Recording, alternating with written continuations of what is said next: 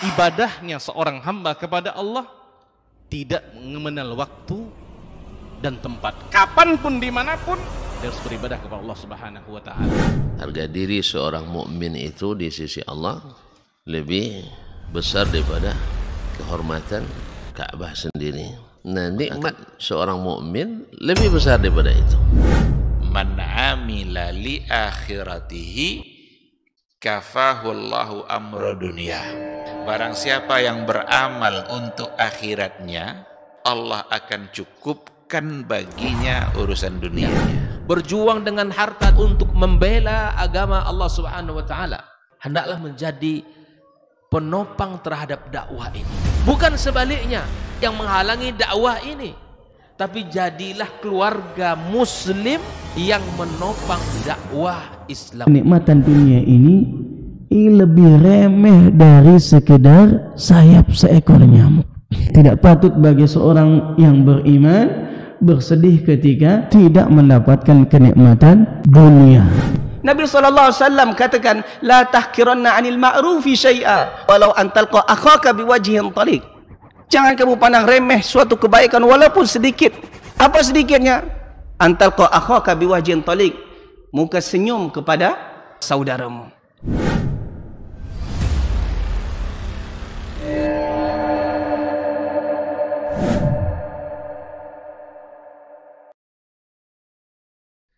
Majtama'a qaumun fi baitin min buyutillah yatluna kitaballah wa yatadarasunahu fima bainahum illa nazalat alaihimus sakinah wa ghasyiyatuhumur rahmah wa haffat bihimul malaikah wa dzakarahumullahu fiman indah. Tidaklah suatu kaum duduk di salah satu rumah Allah membaca ayat-ayat Allah dan sama-sama mempelajarinya, kecuali turun kepada mereka as-sakinah, ketentraman dan kenyamanan. Wa ghasyiyatuhumur rahmah, dan mereka diliputi pula oleh rahmat, kasih sayang dari Allah Subhanahu wa taala. Wa haffat bihimul malaikah, dan mereka pun dikelilingi oleh para malaikat, karena malaikat suka majelis-majelis zikir dan ilmu. Wa dzakarahumullahu fiman indah, dan Allah akan banggakan sebut-sebut mereka di kalangan malaikat-malaikat yang ada di sisinya, di masyarakat atas. Mudah-mudahan kita termasuk yang sering disebut-sebut di sisi Allah, di kalangan para malaikat, dan di akhir majelis ini mudah-mudahan kita pula mendapatkan seperti yang tersebut dalam hadis qudsi, qumu maghfuran lakum, silahkan berangkat meninggalkan majelis ini dalam keadaan diampuni dosa-dosa kalian.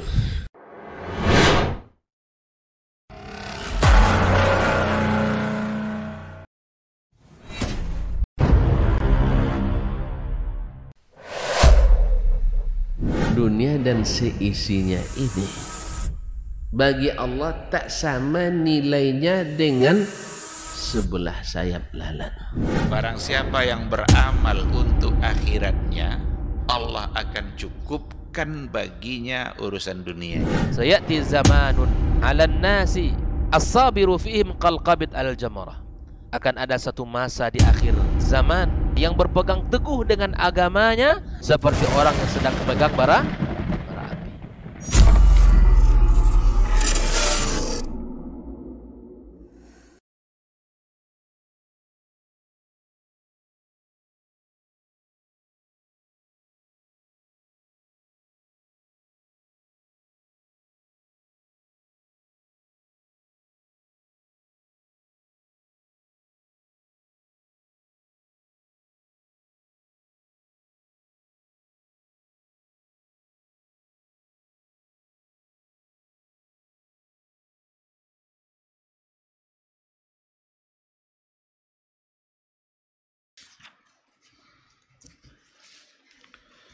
Bismillahirrahmanirrahim. Assalamualaikum warahmatullahi wabarakatuh.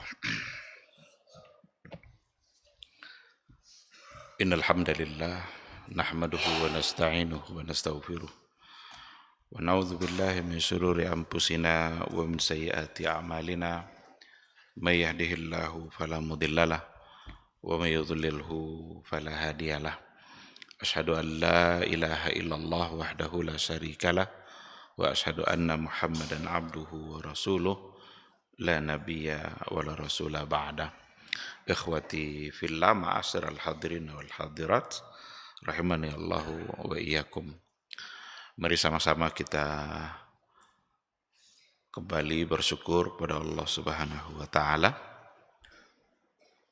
Alhamdulillah, pada pagi yang penuh berkah ini kita kembali dipertemukan oleh Allah Subhanahu wa taala di sebuah majelis ilmu, majelis yang kalau seandainya kita ikuti akan mendapatkan keutamaan dan fadilah yang luar biasa. Allah akan turunkan ketenangan hati, akan diliputi oleh rahmat dan kasih sayang Allah, bahkan akan mendapatkan doa-doa baik dan doa-doa keampunan dari para malaikat. Dan Allah akan bangga-banggakan mereka di atas langit sana di hadapan makhluknya. Mudah-mudahan kita semakin bersemangat untuk belajar dan berada di majelis ilmu.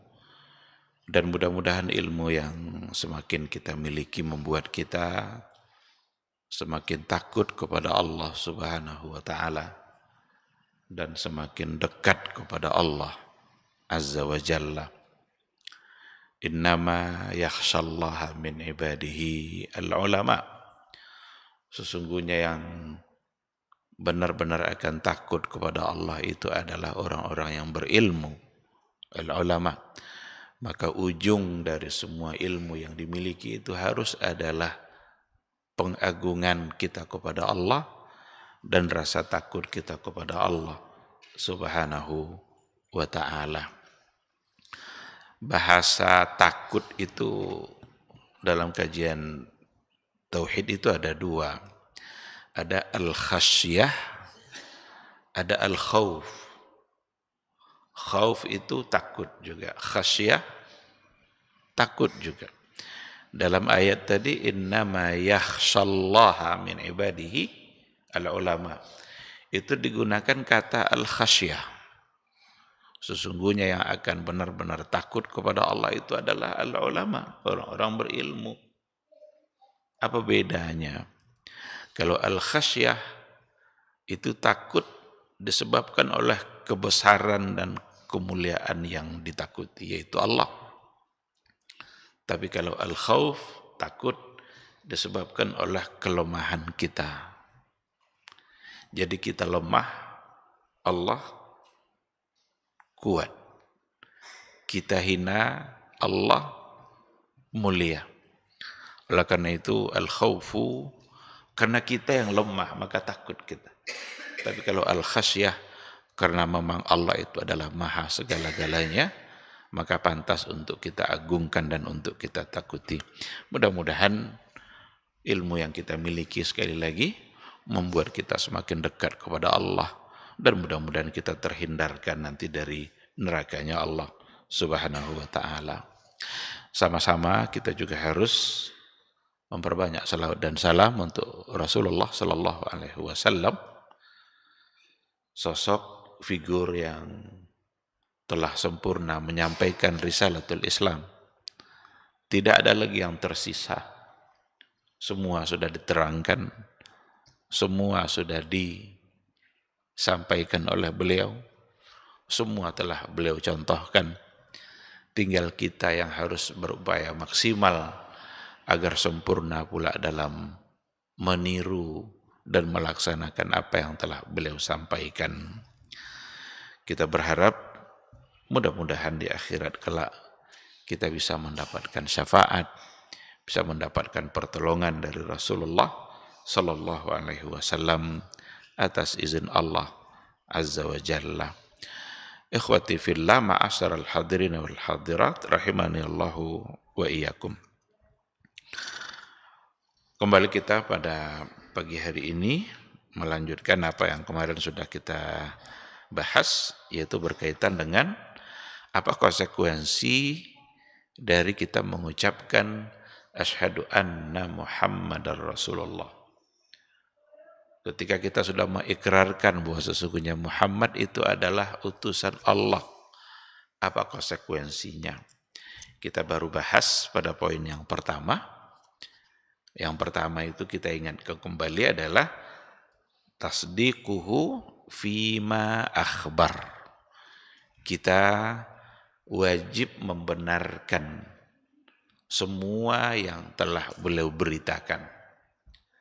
Kita yakini, kita benarkan, jangan satupun yang didustai.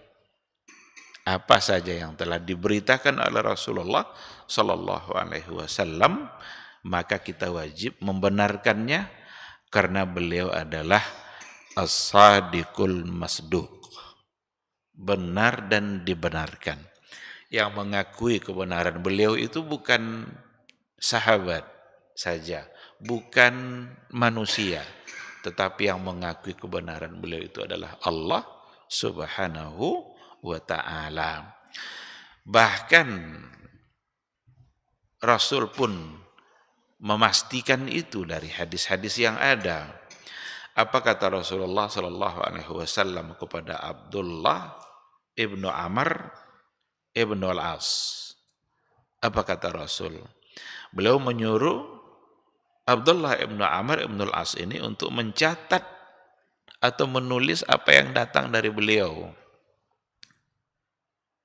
Apa katanya? Uktub, yakni al-hadis. Tulislah hadis itu, tulislah apa yang saya ucapkan. Lalu kata Nabi, "Fawalladzi nafsi biyadihi ma kharaja minhu wa asyara ila fihi illa al-haq." Jadi tulislah apa yang saya ucapkan. Karena sesungguhnya ma kharaja minhu, Nabi menunjuk ke mulut dia. Tidak ada yang keluar dari sini, dari mulut saya, illa al-haq, kecuali benar. Itu satu kepastian. Nabi langsung yang juga mengatakan. Jadi diperintahkan Abdullah ibnu Amr untuk mencatat, karena sesungguhnya tidak ada satupun yang keluar dari mulutnya illa al-haq, kecuali benar. Bahkan pada saat Nabi bercanda pun dengan para sahabatnya, tidak ada satu kebohongan pun yang terucap. Kadang-kadang kalau kita sering untuk bercanda itu harus bohong dulu. Harus membuat cerita-cerita bohong dulu biar orang ketawa. Atau sengaja menyebutkan sesuatu yang tidak benar agar orang tertawa. Nabi saat dia bercanda pun dia mengucapkan sesuatu yang benar. Meskipun kadang-kadang ada yang disalahpahami oleh sahabat, tapi ketika dia paham yang diinginkan oleh Nabi, barulah mereka mengerti apa sesungguhnya yang diinginkan oleh Rasulullah Sallallahu Alaihi Wasallam.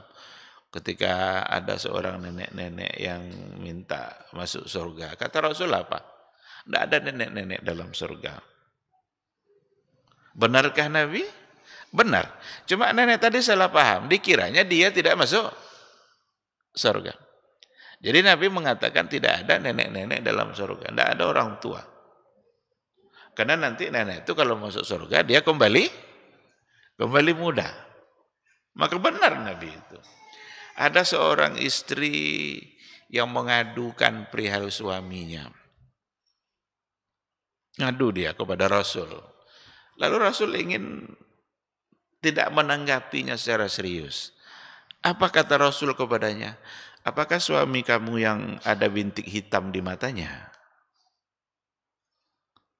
Pergi dia lari-lari pulang tengok.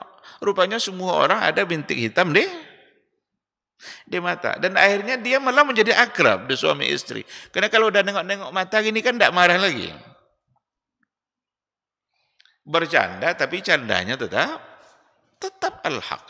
Maka Nabi mengatakan, uktub, tulis, ma kharaja minhu illa haq, asyara ila fihi. Tidak ada yang keluar satupun dari mulutnya kecuali kebenaran. Nah, as-sadiqul masduq, benar dan dibenarkan, maka wajarlah dan harus kita untuk tasdik, membenarkan apapun yang diberitakannya.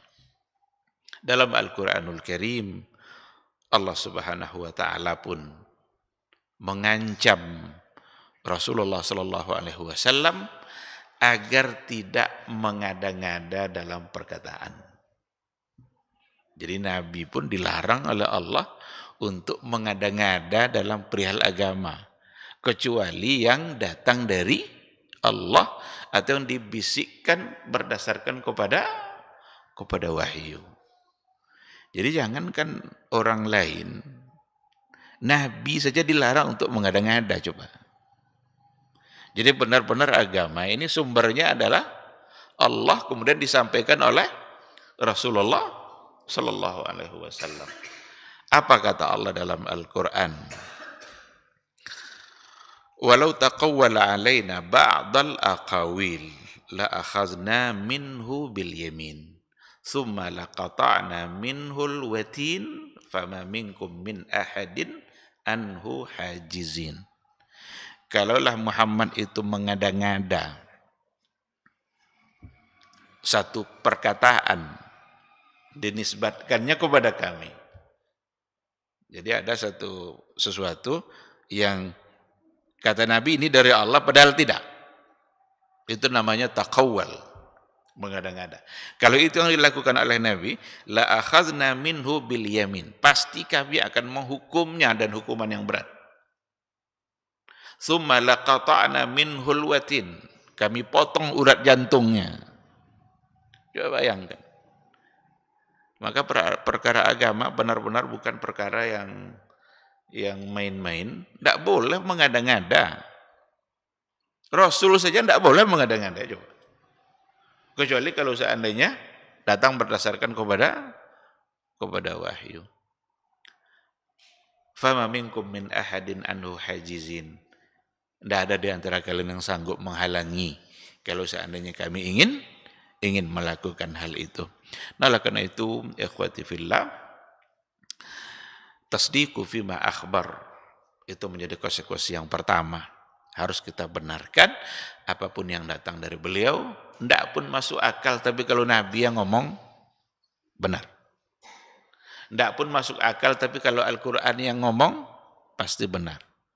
Dulu ketika terjadi peristiwa Isra Mi'raj itu orang-orang jahiliyah kafir Quraisy itu menganggap Nabi Muhammad itu gila. Karena beritanya berita yang bagi mereka tidak masuk akal. Masjidil Haram sampai ke Masjidil Aqsa, itu saja bagi mereka tidak masuk akal. Karena mereka selama ini bisa 2 bulan, bisa 3 bulan menempuh jarak. Sekarang Nabi Muhammad SAW hanya dalam hitungan jam. Dari Masjidil Aqsa naik pula sampai ke Sidratil Muntaha. Sampai ke atas, di atas langit ke-7 sana. Turun lagi sampai ke Mekah kembali sebelum masuk waktu subuh. Maka Nabi ketika itu agak bingung juga, nah gimana cara menyampaikan ini? Yakin Nabi akan ditolak berita ini. Termenunglah Nabi di samping Ka'bah di pagi-pagi itu. Datanglah Abu Jahal. Muhammad kok lain begini? Kok terbenung kamu? Diceritakanlah oleh Rasulullah SAW bahwa tadi malam dia berjalan dari Masjidil Haram sampai ke Masjidil Aqsa, dari Masjidil Aqsa naik sampai ke Sidratil Muntaha, turun lagi sampai ke Mekah sebelum waktu fajar. Ketawa sambil menghina Abu Jahal. Gila kamu Muhammad. Mau enggak kamu kalau saya ceritakan ini kepada orang-orang? Kata Abu Jahal.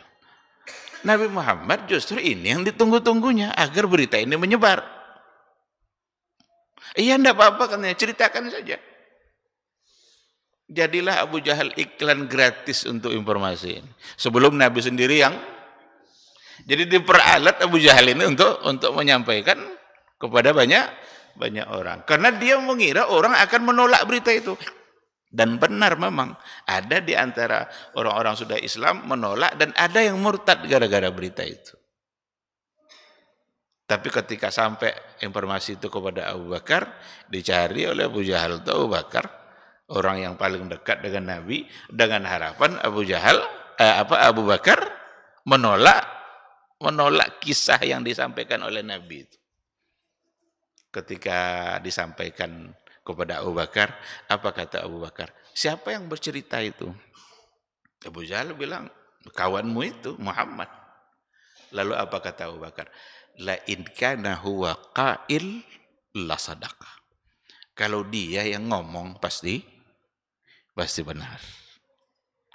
Kalau dia yang ngomong pasti benar. Jadi gambaran tasdiquhu fima akhbar itu pada Abu Bakar paling sempurna. Membenarkan semua yang diberitakan oleh beliau. Nampak kesempurnaan tasdik itu pada Abu Bakar. Itulah sebabnya dia digelar dengan As-Siddiq. Abu Bakar As-Siddiq. Orang yang oleh akalnya cenderung menolak. Tetapi Abu Bakar, kalau dia yang ngomong maka pasti benar. Nah, oleh karena itu berani bersaksi bahwa Muhammad adalah Rasulullah berarti berani membenarkan semua yang datang dari dia. Enggak masuk akal lah. Tapi kalau dia yang ngomong maka pasti benar. Lain halnya nanti kalau cerita-cerita yang datang dari orang-orang lain yang kadang-kadang cerita-cerita enggak jelas sumbernya dari mana. Sepertinya cerita-cerita itu mengagumkan. Tapi kalau bukan datang dari Rasul, tidak ada keharusan kita untuk membenarkan. Bahkan cenderung untuk menolak kalau memang rasanya cerita-cerita itu tidak masuk akal. Banyak itu cerita-cerita dari kelompok sufi. Ada katanya salah seorang dari tokoh sufi yang ketika dia dalam keadaan bertahiyat, tahiyat akhir dari sholatnya, tiba-tiba datang fana. Muncul fana. Apa fana itu? Fana itu keadaan di mana dia melebur sama Robnya. Itu fana. Dalam istilah kajian tasawuf, ada fana, melebur dengan Robnya. Hilang perasaannya, dia hanya berada dengan Robnya. Lalu katanya dalam tahiyat itu, sampai dia duduk tahiyat itu 40 hari. 40 hari duduk tahiyat. Masuk akal? Kalau saya tidak masuk akal sini. Hal-hal yang begitu, kalau seandainya ada cerita-cerita yang tidak masuk akal seperti itu, bukan datang dari Nabi, maka tidak ada keharusan untuk membenarkan.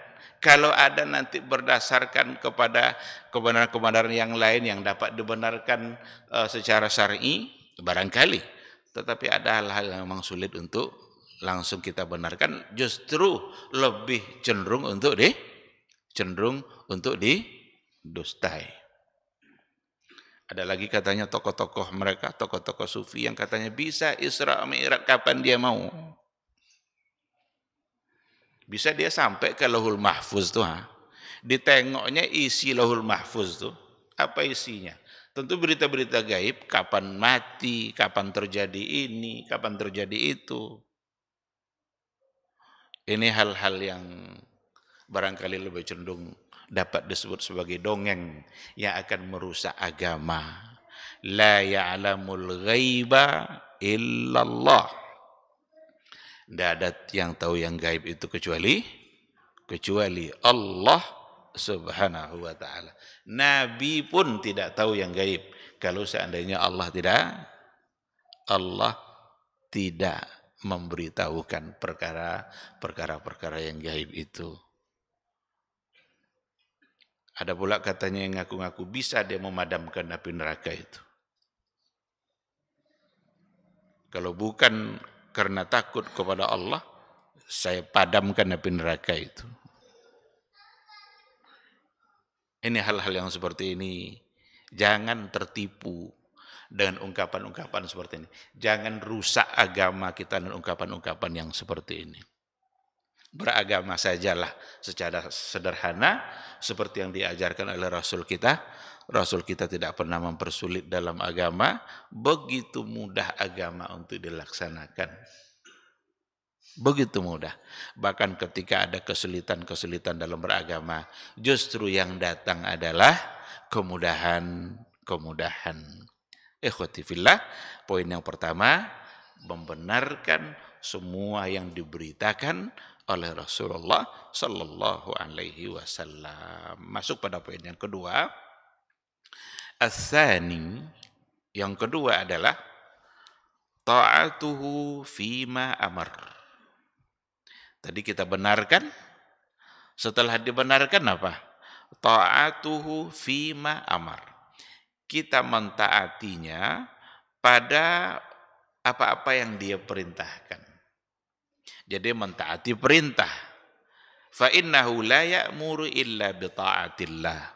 Karena sesungguhnya Rasulullah sallallahu alaihi wasallam la ya'mur, tidaklah dia memerintahkan sesuatu illa bi ta'atillah, kecuali untuk mentaati Allah Subhanahu wa taala.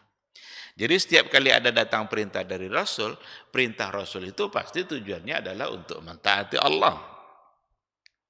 Tidak pernah ada perintah agar kita mentaati selain Allah. Enggak ada perintah kalau tujuannya adalah untuk berbuat maksiat. Bahkan Nabi sendiri yang mengatakan dalam hadisnya, la ta'ata li makhluqin fi ma'siyatil khaliq. La ta'ata li makhluq. Tidak ada satu bentuk ketaatan pun bagi makhluk fi ma'siyatil khaliq, dalam bermaksiat kepada Khaliq. Jadi tidak ada. Maka ketika ada satu ketaatan yang diperintahkan, maka ujung-ujungnya pasti adalah untuk mentaati Allah. Bolehkah kita mentaati orang? Contoh, mentaati orang tua. Istri mentaati suami. Bukankah itu ketaatan kepada orang? Secara zahir iya, tapi ketaatan kepada orang, kepada siapapun, mesti berdasarkan kepada taat kepada Allah Subhanahu wa taala. Kapan seorang istri taat pada suami? Jika yang diperintahkannya adalah untuk mentaati Allah. Jika yang diperintahkannya adalah untuk mentaati Allah Subhanahu wa taala. Sekarang suami bilang, "Hei istriku, tutup aurat kamu itu. Aurat itu haram untuk dibuka. Saya yang berdosa kalau kamu buka aurat itu." Berarti dia memerintahkan istrinya untuk mentaati Allah. Maka si istri wajib hukumnya untuk mentaatinya. Anak taat pada orang tua. Untuk hal apa? Untuk hal taat kepada Allah. Diperintahkan oleh Rasul itu anak untuk taat kepada orang tua. Tetapi sekali lagi, semua perintah yang datang dari Nabi itu sesungguhnya adalah taat Allah, untuk ketaatan kita kepada Allah Subhanahu wa taala. Bawahan kepada atasan. Di kantor umpamanya, kita punya atasan. Ada perintah-perintah datang dari atasan kita. Bolehkah kita taati? Boleh. Harus. Rakyat taat kepada pemimpin. Nabi yang menyuruh. Tapi perintah Nabi adalah untuk taat kepada Allah. Seandainya ada arahan-arahan, perintah-perintah yang memang tujuannya untuk taat kepada Allah, tidak ada sedikit pun unsur mendurhakai Allah, maka berarti wajib untuk ditaati. Seandainya perintah-perintah manusia itu sudah untuk bermaksiat kepada Allah, wajibkah ditaati? Jawabannya tidak. Karena perintahnya tidak lagi mengandung unsur ketaatan, tapi justru mengandung unsur maksiat kepada Allah Subhanahu wa taala. Maka di sini dikatakan fa innahu la ya'muru illa bi ta'atillah. Karena sesungguhnya Rasulullah sallallahu alaihi wasallam tidaklah memerintahkan sesuatu kecuali dengan mentaati Allah Subhanahu wa taala. Al-Qur'anul Karim mensejajarkan perintah taat kepada Allah dengan taat kepada Rasul. Ada banyak ayat, salah satunya adalah wa ati'ullah wa ati'ur rasul wahzaru fa in tawallaitum fa'lamu annama ala rasulina al-balagul mubin. Taatlah kalian kepada Allah dan taatlah kalian kepada Rasulnya. Wahzaru, berhati-hati, waspada, jangan sampai tidak taat. Fa in tawallaitum, jika kalian berpaling, jika kalian tidak mau lagi taat, fa'lamu annama ala rasulina, ketahuilah sesungguhnya utusan kami itu tugasnya hanyalah al-balaghul mubin, untuk menyampaikan dan untuk menjelaskan. Jadi kalau kita berpaling, berarti Rasul tidak ada lagi tanggung jawabnya. Karena Rasul tugasnya adalah menyampaikan, menjelaskan. Kalau kita berpaling, berarti kita berurusan sama Allah Subhanahu wa ta'ala. Rasul selesai tugasnya. Dan ketika tugas sudah selesai, beliau wafat. Karena tugasnya sudah selesai. Seandainya sekarang kita berpaling dari perintah-perintah Nabi, kita berurusan dengan Allah yang mengutus Rasul tadi. Adapun Rasul, enggak ada urusan lagi. Dia al-balaghul mubin. Dia yang menyampaikan, dia menjelaskan, dan semuanya sudah selesai. Apa ancaman datang dari Allah? Falyahdharil ladzina yukhalifuna an amrihi an tusibahum fitnatun aw yusibahum azabun alim. Hati-hati, waspada. Orang-orang yang yukhalifuna an amrihi, orang-orang yang menentang atau menyalahi perintahnya. Apa yang harus diwaspadai itu?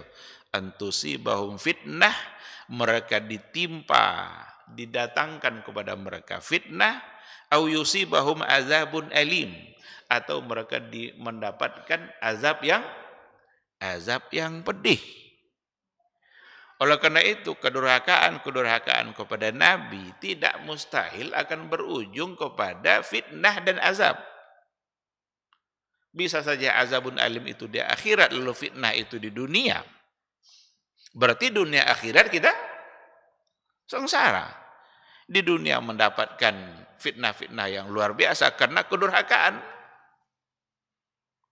Atau mungkin juga ujian-ujian atau bencana-bencana yang diturunkan oleh Allah, yang didatangkan oleh Allah, itu bisa saja dikarenakan oleh sebab kedurhakaan kita kepada Rasulullah sallallahu alaihi wasallam. Perkara-perkara yang diharamkan oleh Rasul sudah dianggap menjadi hal-hal yang biasa. Perkara-perkara yang dimurkai oleh Allah tapi justru ingin dianggap sebagai hak azazi. Kalau itu yang dilakukan, ihdzar, falyahdharil ladzina yukhalifuna an amri. Ada fitnah, ada azab yang pedih. Kalau siap untuk menanggung itu, kalau ingin mencoba untuk menanggung itu, durhakailah Rasul itu. Lihat akibatnya. Dan Allah berbuat sekehendaknya sesuai dengan yang dia kehendaki. Oleh karena itu, tidak ada kata lain kecuali kita mentaatinya. Apa yang dibenarkannya, apa yang diperintahkannya kita laksanakan, karena di situ ada ketaatan kita kepada Allah Subhanahu wa ta'ala. Yang ketiga, as-salis ijtinabu ma naha anhu wa zajar. Kalau yang kedua tadi, mentaati apa yang diperintahkan. Kalau yang ketiga, menjauhi apa yang telah dia larang dan dia cegah. Apa yang telah dilarang oleh beliau berarti itu untuk dijauhi. Bukan untuk dibangga-banggakan, karena berapa banyak itu hal-hal yang memang itu sangat terang sekali sebagai sebuah hal yang diharamkan dan dimurkai oleh Allah. Tetapi sekarang ingin dibela sebagai hak azazi. Apa contohnya? LGBT. LGBT itu penyakit yang dulu telah menyebabkan turunnya azab pada masa Nabi Lut untuk umat-umatnya. Yang memang mereka punya satu penyakit homoseksual, lesbian. Ditawarkan ke laki-laki itu, perempuan tidak mau dia. Bukan itu yang kami inginkan katanya. Itulah penyakit itu. Dan penyakit itu menular. Apa kata Rasul dalam sebuah hadisnya? Kalau kalian ketemu orang-orang yang melakukan kebiasaan yang dilakukan dulu oleh umat Nabi Lut, kalau ketemu itu kata Rasul, uqtulul fa'il wal maf'ul. Bunuh dua-duanya. Ini kan ketegasan dari Nabi ini. Karena itu penyakit yang bisa menyebar. Kalau itu dipelihara, itu menular kepada yang lain. Apa yang terjadi sekarang? Ingin dianggap sebagai hak azazi. Hak azazi manusia. Biarlah mereka mendapatkan kebahagiaan sesuai dengan cara mereka. Itu kan hak azazi. LGBT bukan hak azazi. LGBT itu penyakit. Cuma memang kalau kita tidak sadar, kalau kita sakit, gimana mau sembuh? Gimana mau berobat kalau kita sendiri tidak sadar sedang sakit? Apalagi kalau membangga-banggakan penyakit yang ada, tentu tidak akan ada cerita berobat. Hal-hal yang terang-terangan menjadi penyebab murka Allah, tetapi ingin dibela. Kalau itu yang terjadi, itulah ada pada ayat tadi. Antusibahum fitnatun au yusibahum azabun alim. Ada fitnah.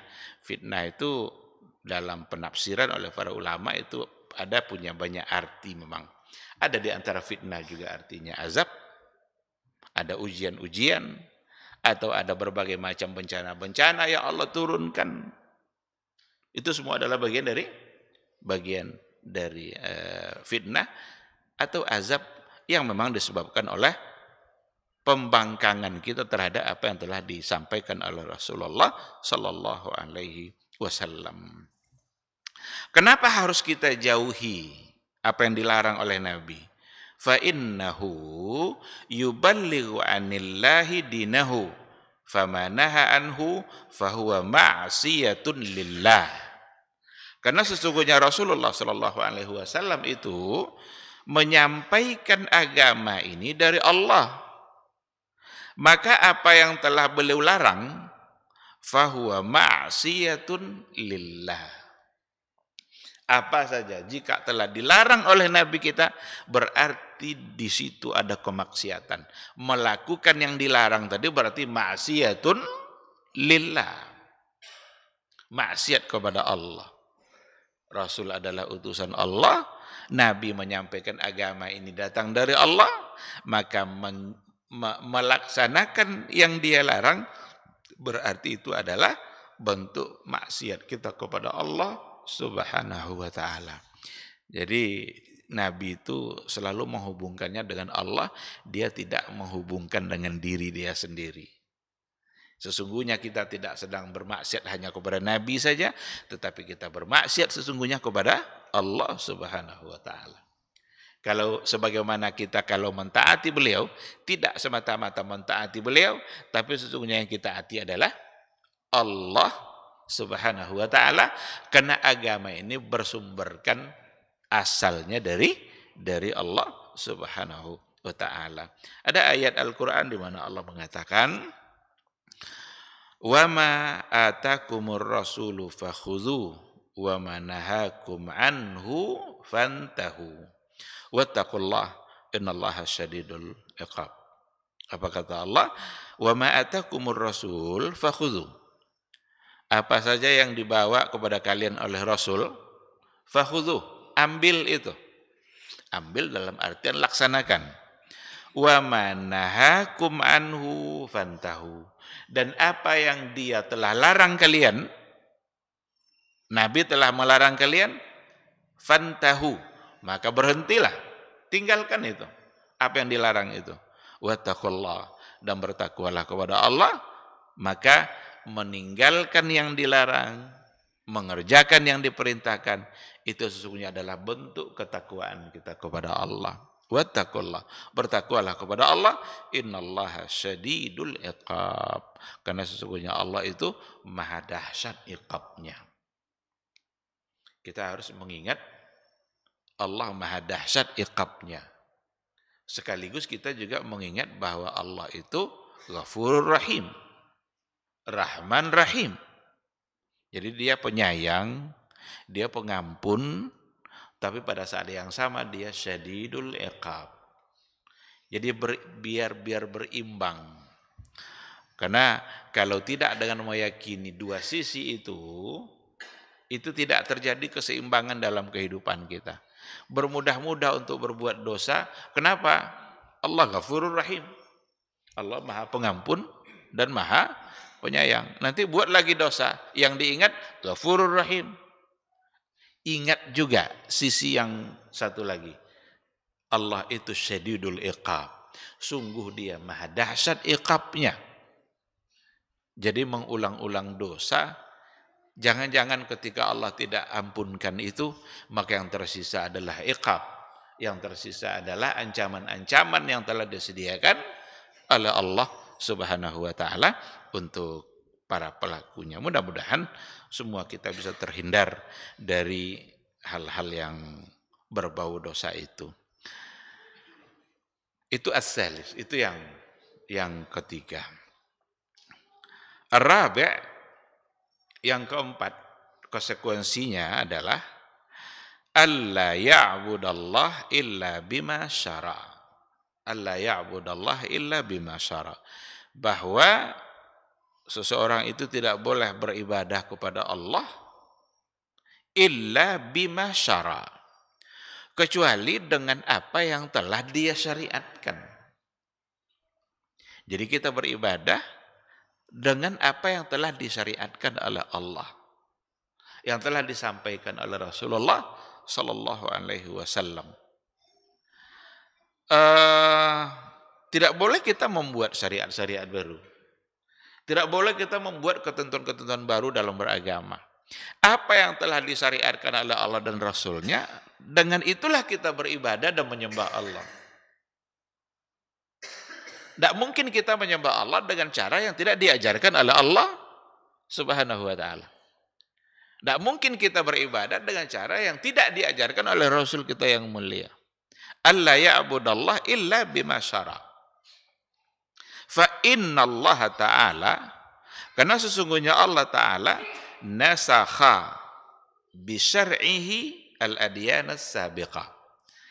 Allah Subhanahu wa ta'ala dengan syariat yang diturunkan kepada Nabi Muhammad, nasakha al-adyan as-sabiqah, telah menghapus syariat-syariat agama yang sebelumnya. Jadi ketika diturunkan Al-Quranul Karim, maka Al-Quran itu nasikhun, menghapus hukum-hukum yang ada pada masa sebelumnya. Sehingga siapapun yang hidup pada masa itu, dalam beragama, tidak ada lagi alasan untuk mempertahankan syariat yang sebelumnya, karena Al-Quran sudah menghapus. Kalau mau selamat, hanya ikut Al-Quran. Seandainya ada orang yang ingin mempertahankannya, pertahankanlah. Karena memang tidak dipaksa masuk dalam Islam. Tapi itu bukanlah jalan keselamatan. Oleh karena itu, apa yang disampaikan barusan, itu sesungguhnya adalah menolak keyakinan sebagian dari orang-orang liberal yang menganggap bahwa semua agama adalah benar. Semua agama adalah sama. Bahkan mereka tidak hanya mengatakan sebagai agama semawi saja yang sama itu. Agama-agama yang bersifatkan ardi pun, agama bumi pun, kalau agama semawi kan masih turun, ada kitab yang diturunkan. Maka mereka disebut sebagai ahlul kitab. Mereka menganggap bukan hanya itu aja yang dianggap benar itu. Semua agama yang ada, meskipun agama-agama yang diciptakan oleh manusia, Hindu, Buddha, Konghucu, bagi orang-orang liberal itu sama aja benarnya. Kenapa? Karena semua agama menuju kepada satu hakikat di mana mereka semua ingin baik dan ingin selamat. Tetapi tidak ada jalan keselamatan yang benar-benar membawa kepada keselamatan yang sebenarnya, kecuali yang datang dari Allah Subhanahu wa ta'ala. Nah, oleh karena itu, alla ya'budallah illa bima syara', tidak beribadah kepada Allah kecuali sesuai dengan apa yang telah disyariatkannya. Yang sebelum-sebelumnya sudah tidak lagi berlaku. Pada masa Nabi Musa, itu cara bertaubatnya adalah dengan bunuh diri. Pada masa Nabi Adam alaihissalam boleh nikah dengan saudara kandung. Itu memang hukum yang berlaku pada saat itu. Maka nikahlah anak-anak Adam itu dengan sesama bersaudara yang diselang-seling itu. Itu hukumnya. Apakah sekarang masih berlaku? Enggak. Jangankan dengan saudara kandung, dengan saudara susuan saja tidak boleh nikah. Dengan saudara sesusuan haram hukumnya untuk menikah. Seandainya laki-laki dan perempuan disusui oleh satu ibu yang sama, berarti dia namanya saudara susuan, maka haram untuk dinikahi. Apalagi dengan saudara kandung. Bahkan kalau seandainya setelah akad ataupun setelah punya anak, baru ketahuan ternyata dia adalah saudara susuan, wajib hukumnya untuk difasakh, dibatalkan pernikahannya itu. Begitulah aturan agama. Karena memang dalam aturan Islam seperti itu, menghapus hukum yang sebelumnya. Dan barangkali juga kita tidak akan sanggup juga untuk melaksanakan hukum-hukum sebelumnya. Kalau mau bertaubat, bunuh diri, coba. Berarti kita mengakhiri kehidupan kita. Pada masa Nabi Musa seperti itu. Tapi hukum itu tidak lagi berlaku. Allah memberikan kemudahan-kemudahannya dalam beragama. Ternyata untuk bertaubat tidak mesti lagi seperti pada masa umat Nabi Musa dengan cara bunuh diri. Ada istighfar, cukup dan ucapan lisan saja, diikutkan dengan keyakinan hati, kesadaran bahwa dia bersalah, berjanji untuk tidak mengulangi lagi. Dengan cara itu Allah bisa mengampuni dosa-dosa kita. Nah, jadi ikhwati fillah, poin yang keempat, kalau kita berani mengucapkan dan mengakui bahwa Muhammad adalah Rasulullah, maka kita tidak boleh beribadah kepada Allah kecuali dengan apa yang telah disyariatkannya.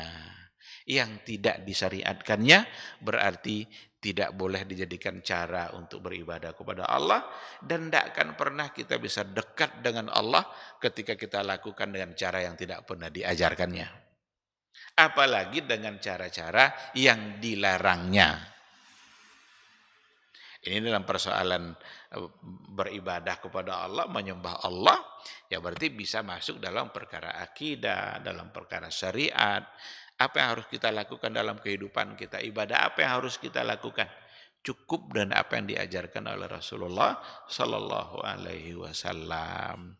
Cuma kadang-kadang yang sudah diajarkannya terkadang kita tinggalkan, yang tidak diajarkannya terkadang selalu dilakukan, bahkan dibela-bela, diperjuangkan, dipertahankan, dan itu tentu saja merupakan sikap yang terbalik, yang salah. Baik, yang kelima adalah i'tiqad annahu laisa lahu syai'un min khasa'isir rububiyah.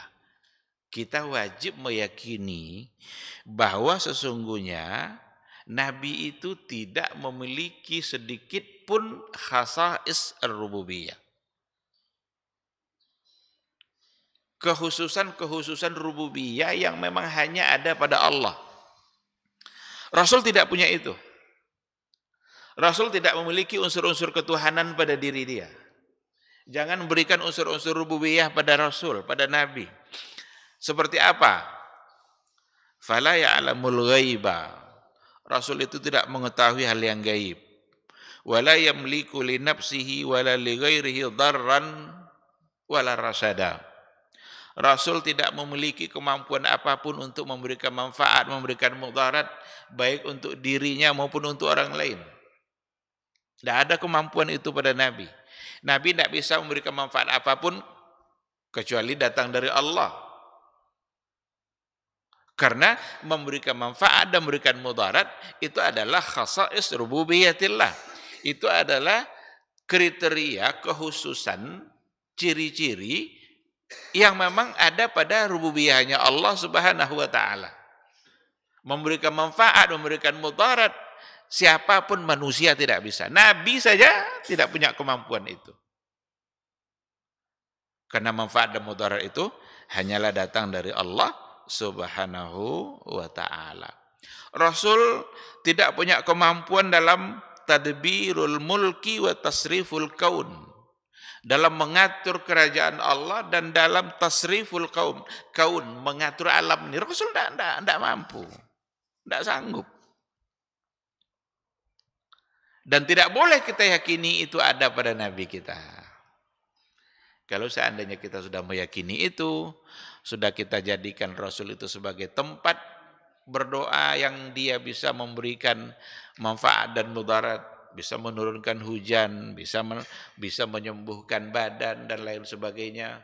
Seperti yang kita sampaikan pada subuh kemarin itu, yang terdapat pada sebagian-sebagian atau berbagai selawat yang diciptakan oleh kelompok-kelompok dalam aliran sufi, banyak selawat-selawat yang di dalamnya banyak memberikan khasais rububiyah, ciri-ciri rububiyah yang seharusnya hanya ada pada Allah, tapi disematkan itu kepada Rasulullah Sallallahu Alaihi Wasallam.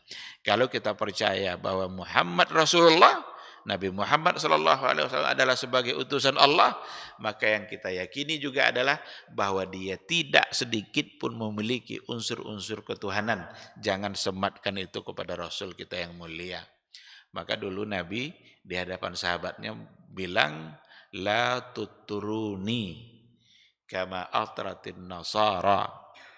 Jangan kalian berlebih-lebihan terhadap saya sebagaimana dulu berlebih-lebihan orang-orang Nasrani. Apa berlebih-lebihan mereka?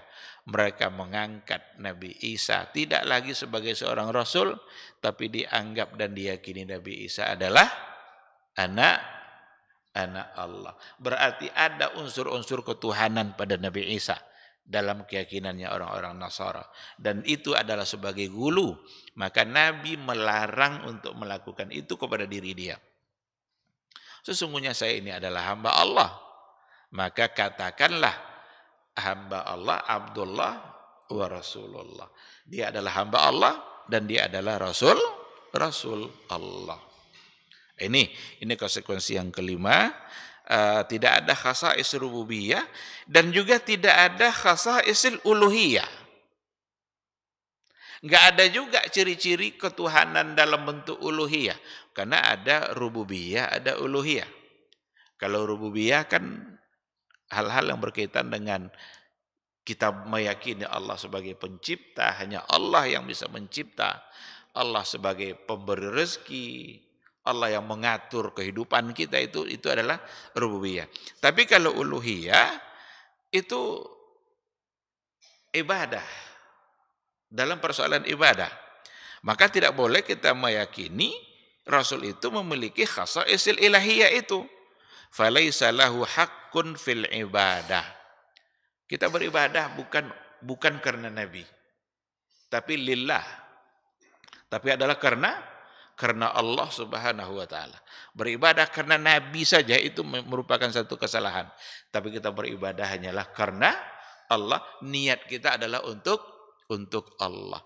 Rasul yang menyampaikan, tapi ibadah mesti kita berikan untuk Allah. Fala yud'a ma'allahi ta'ala.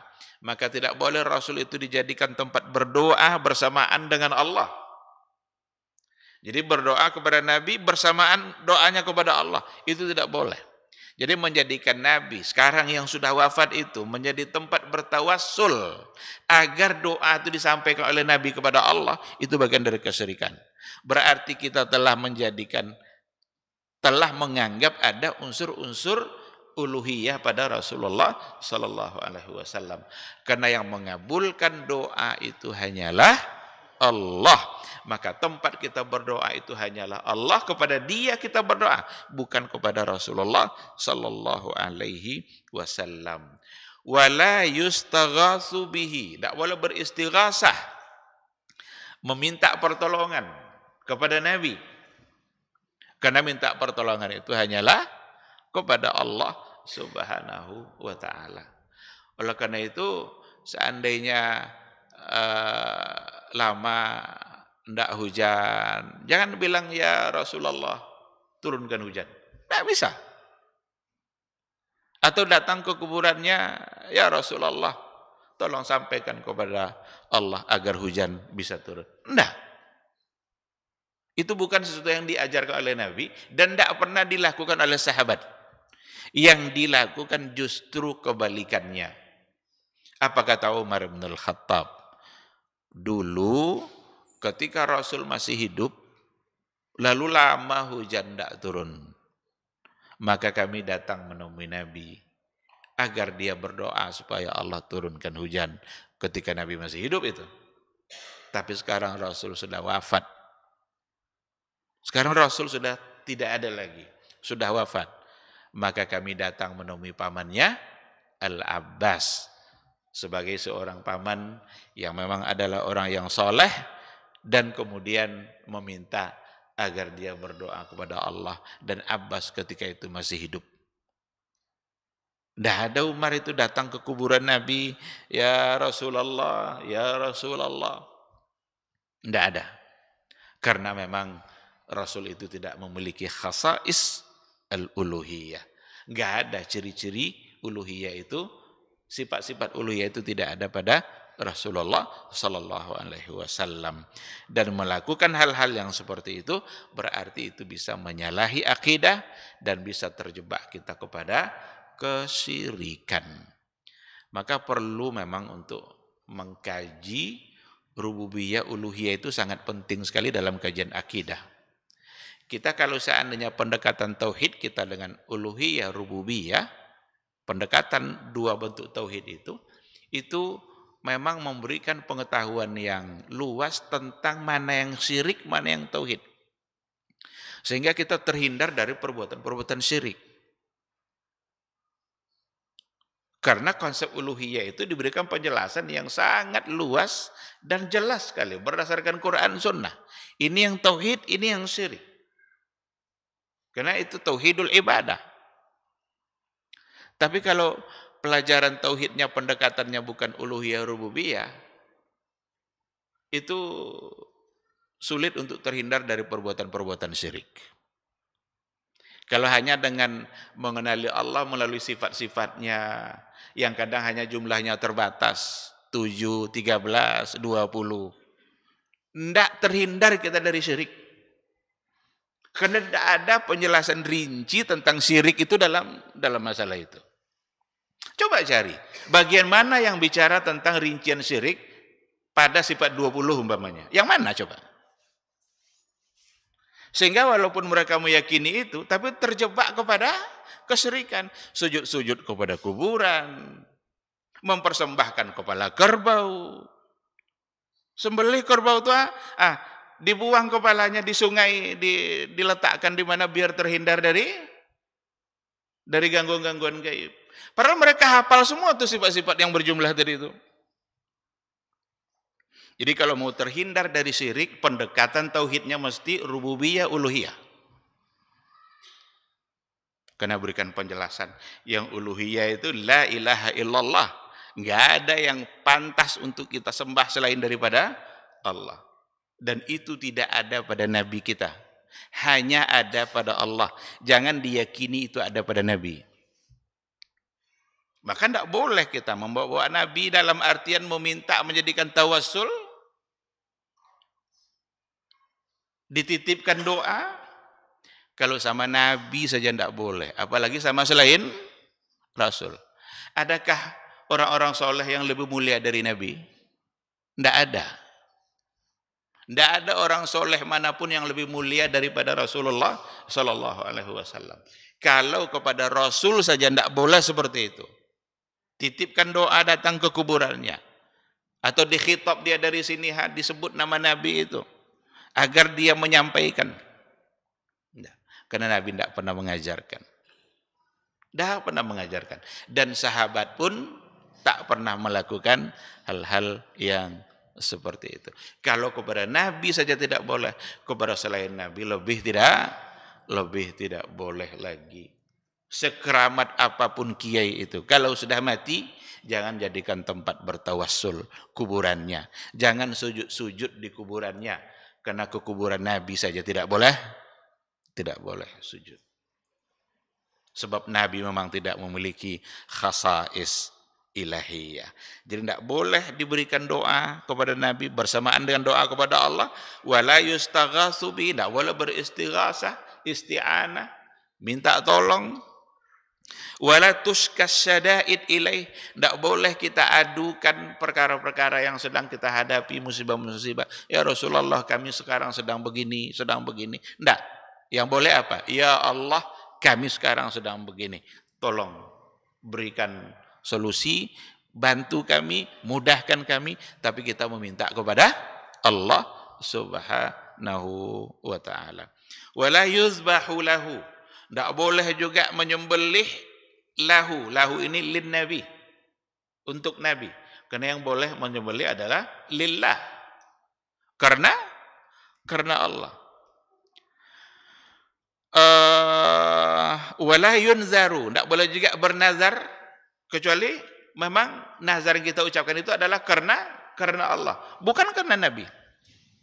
Karena semua itu adalah bagian dari ibadah.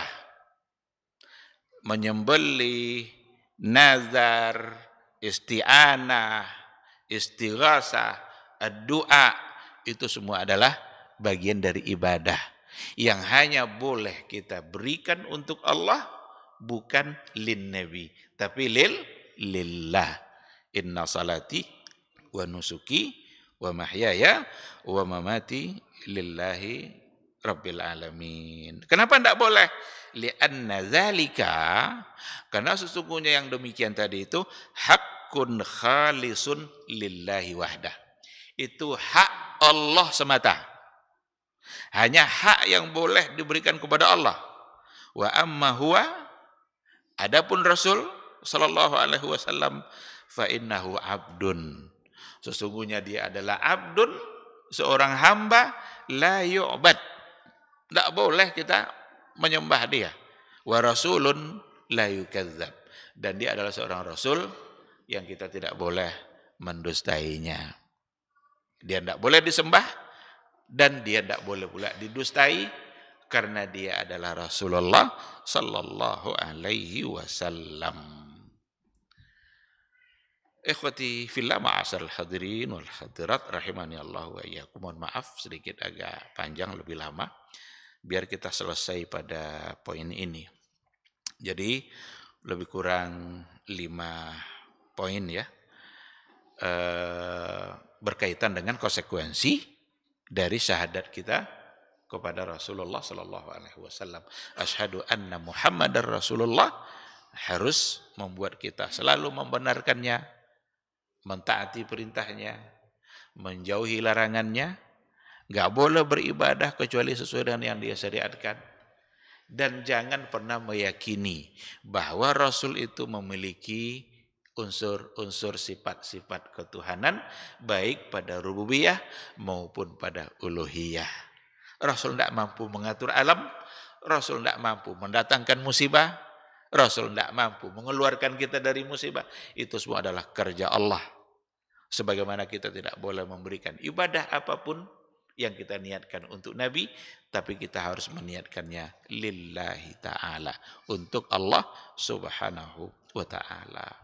Ini yang menjadi bahan kajian kita, materi kita pada pagi hari ini.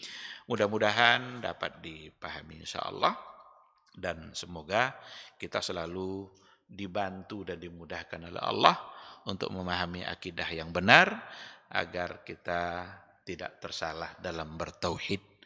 Apalagi akidah ini perkara paling penting dalam kehidupan kita. Kalau akidah yang sudah menyimpang, itu di akhirat kelak akan bermasalah kita dalam hisab. Akidah yang harus benar. Benarnya akidah, tidak ada sedikit pun unsur syirik, itu saja sudah menjadi modal untuk mendapatkan syafaat dari Rasul. Tapi kalau akidah yang sudah dicampuri oleh syirik, ketahuilah bahwa dosa syirik, jika kita tidak minta ampun, itu akan dibawa sampai ke akhirat kelak. Allah tak akan ampuni begitu saja kecuali kalau seandainya kita yang memohon ampun. Innallaha la yaghfiru ayyushraka bih wa yaghfiru ma duna dzalika liman yasha.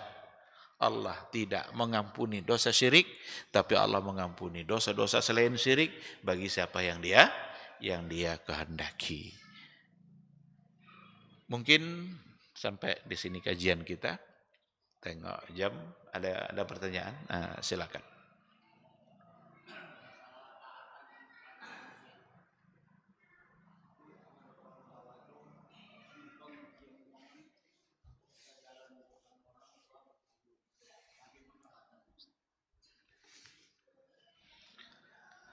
Iya.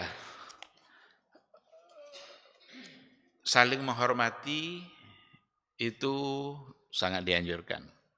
Anak kecil bagaimana hormat kepada orang tua, murid-murid hormat kepada guru, suami, istri begitu hormat pula kepada suami. Tapi lakukan itu semua dengan tidak mendurhakai Allah Subhanahu wa ta'ala.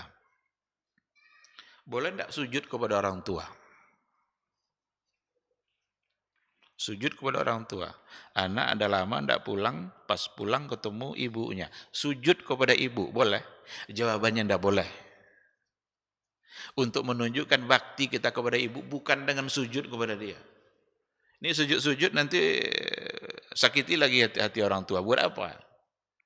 Sudahlah dia melanggar agama dengan sujud kepada manusia. Karena sujud hanya boleh kepada Allah. Hormati, tapi dengan cara yang tidak salah. Nabi wajib kita hormati, tapi dengan cara yang tidak salah. Bagaimana cara salah memuliakan Nabi? Menempatkan Nabi lebih dari sebagai Nabi. Ini sebagai kata kunci yang perlu untuk dipahami. Lalu bagaimana dengan cium tangan dan lain sebagainya? Itu tidak sepenuhnya langsung dapat disalahkan. Barangkali itu berdasarkan kepada tradisi. Karena bisa saja berbeda antara satu tradisi dengan tradisi yang lain. Kalau di Sudan umpamanya, di Sudan kalau ketemu dengan sesama dia udah lama tidak ketemu, atau ditepuknya 3 kali. Kemudian berpelukan.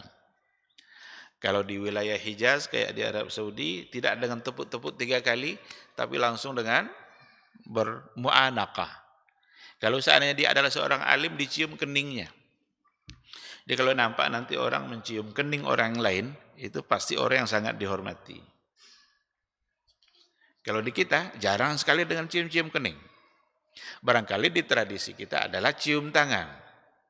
Kalau memang itu sebagai sebuah tradisi dan tidak untuk menyebabkan kita hulu dalam menghormati, barangkali ya mungkin masih dalam hal-hal yang dapat dibenarkan sebagai sebuah tradisi. Tetapi kalau dengan cara yang sudah sampai berlebihan seperti sujud-sujud, maka itu sesuatu yang memang tidak lagi dapat dibenarkan. Sekarang lewat kita di hadapan orang, kan biasanya sambil gini kan jari terus sedikit agak menunduk, pertanda kita mau lewat dan juga menghormati orang-orang yang ada. Saya kira itu juga merupakan bagian dari tradisi. Ada kawan dulu di Jakarta, pas di lampu merah, dibuatnya kayak itu. Lewat dia gini-gini dia. Ketawa-ketawa sopir yang ada di dalam itu kan. Ini orang ini sopan kali ini, atau barangkali ini adalah adat atau tradisi pada wilayah-wilayah tertentu yang mungkin jarang mereka nampak. Nah jadi hal-hal yang seperti tadi perlu kita lihat. Kalau memang itu sebagai sebuah tradisi tapi tidak menyalahi, maka insya Allah tidak mengapa, karena memang ada tradisi-tradisi yang berbeda juga saat bertemu, apalagi kalau sudah lama, seperti contoh-contoh yang tadi saya sampaikan. Wallahu subhanahu wa ta'ala a'lam.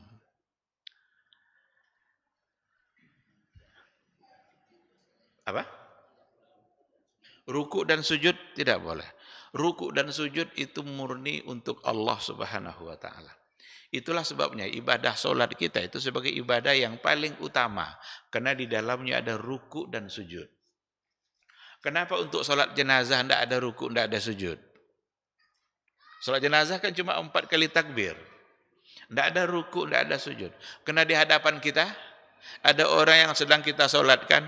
Kalau kita sujud, berarti kita sujud ke? Kalau kita ruku menunjukkan ketundukan kita kepada dia. Pada ruku dan sujud itu hanya untuk Allah.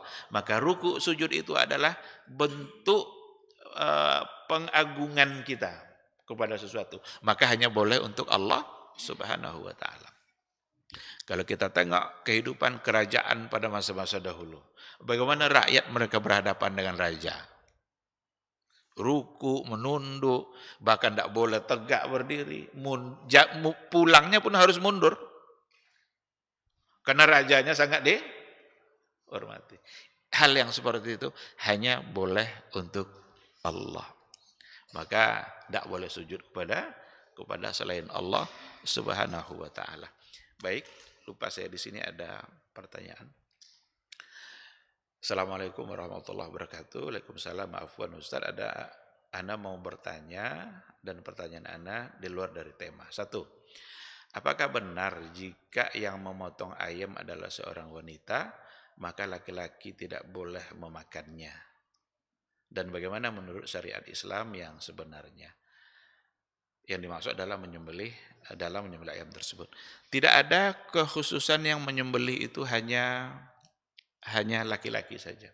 Seandainya wanita yang menyembelih dan dia menyembelih sesuai dengan ketentuan syariat, maka insya Allah sembelihan itu sembelihan yang halal. Dalam kitab-kitab fikih ada memang dibahas itu zabihul mar'ah, sembelihan kaum wanita. Itu ada dalam pembahasan. Tapi seingat saya yang saya tahu itu tidak ada pembatasannya. Apalagi dikatakan seandainya yang menyembelih perempuan maka tidak boleh laki-laki memakannya. Apakah setiap kali kita masuk ke restoran umpamanya pilih ayam, kita tanya dulu, ini ayam nih yang nyembelih ini laki-laki atau perempuan?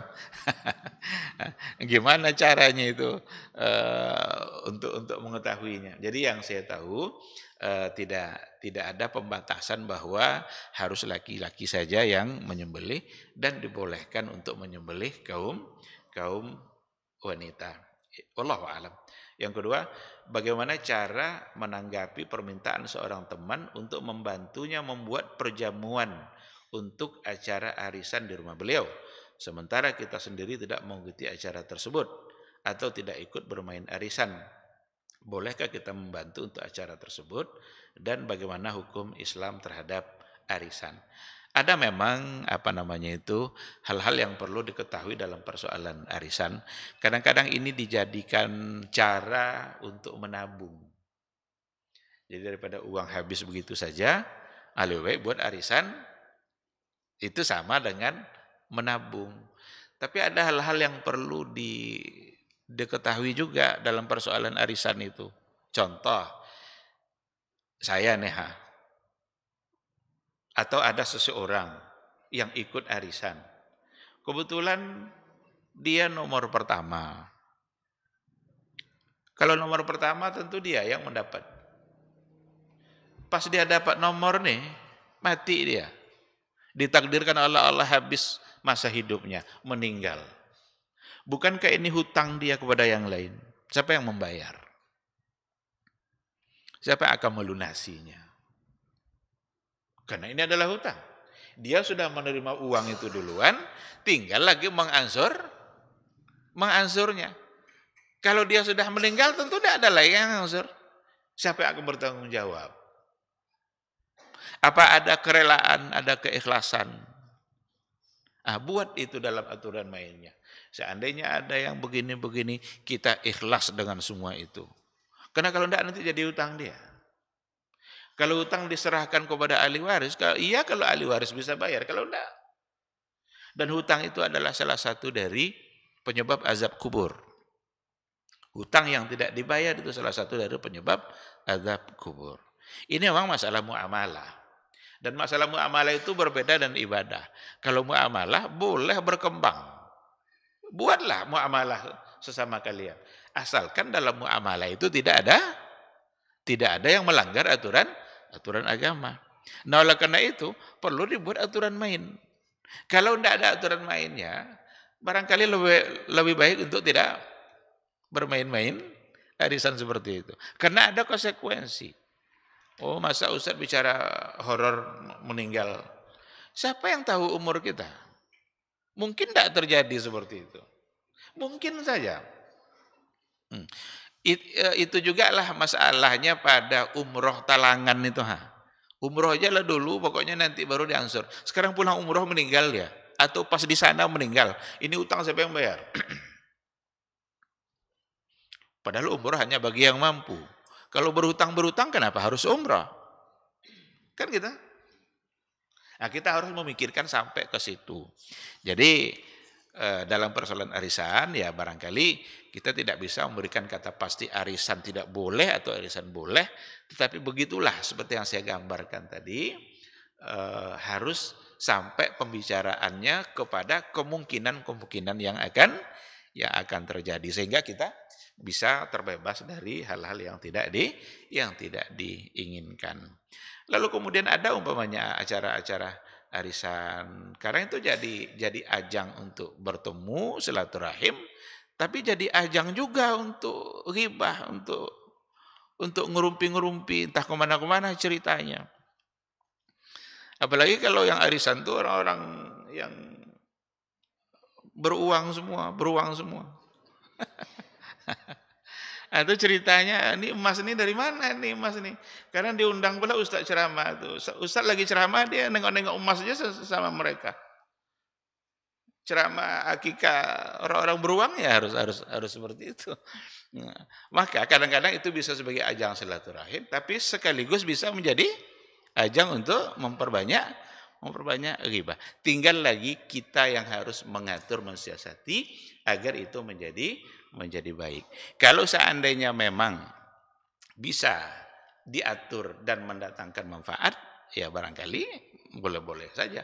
Karena ini adalah masalah muamalah yang memang agama dalam kaidah membolehkan untuk berkembang asalkan tidak ada hal-hal yang dilarang oleh Allah Subhanahu wa taala.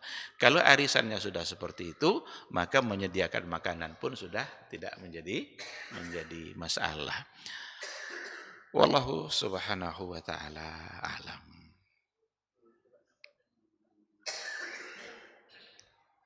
Mengada-ngadakan walau taqawwala alaina ba'dal aqawil. Itu An-Najm, bukan. Surat Al-Haqqah. Al-Haqqah 44 sampai 48.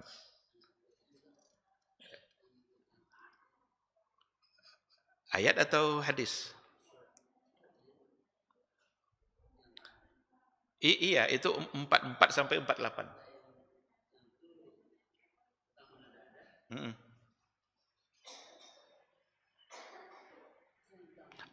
Yang satu lagi, iya, itu Al-Hasyr ayat 7. Al-Hasyr ayat 7. Wa ma atakumur rasulu fakhuzu wa ma nahakum anhu fantahu.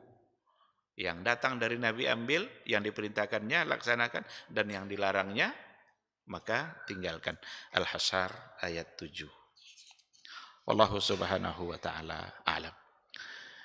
Baik, ikhwati fillah, sampai di sini kajian kita. Mudah-mudahan bermanfaat insyaallah. Semoga majelis ini diberkahi Allah dan semoga kita selalu diberikan semangat belajar, dibukakan pintu hati untuk menerima ilmu, menerima kebenaran serta untuk mengamalkan ilmu yang sudah didapat.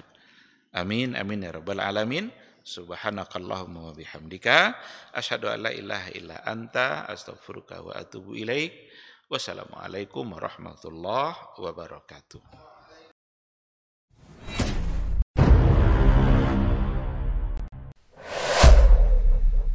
Dunia dan seisinya ini bagi Allah tak sama nilainya dengan sebelah sayap lalat. Barang siapa yang beramal untuk akhiratnya, Allah akan cukupkan bukan baginya urusan dunia.